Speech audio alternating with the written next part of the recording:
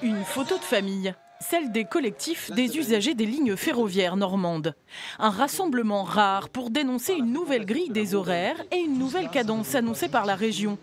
20% de trains supplémentaires seront affectés aux lignes normandes selon la collectivité. Une grille de lecture différente pour les usagers qui dénoncent de leur côté un manque de concertation. Pour eux, le compte est loin d'être bon et le cadencement ne correspond plus aux horaires de travail.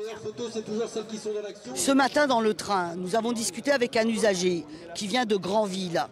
Il demande à son patron de pouvoir partir à 16h pour avoir le train de 16h43. Il nous a dit, moi 16h13, c'est absolument impossible. Ça veut dire que je pars de mon entreprise à 15h30.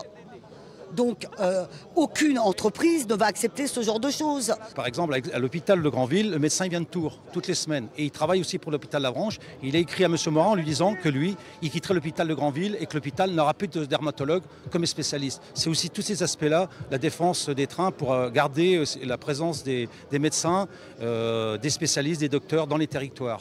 Un message relayé par les élus communistes de Seine-Maritime. Ils dénoncent de leur côté une disparition du service public. En même temps qu'on ferme la halte de Bolbec-Nointot, il y aurait des trains qui ne s'arrêteraient plus systématiquement à Bréauté, Beuzeville. Et donc, on ne peut pas agir sur tous les terrains en même temps. Si on veut développer le transport ferroviaire, il faut que ce soit souple, il faut qu'on ait des gares à proximité. Le dialogue reste cependant amorcé puisqu'une nouvelle entrevue a eu lieu ce matin entre les cheminots et Hervé Morin.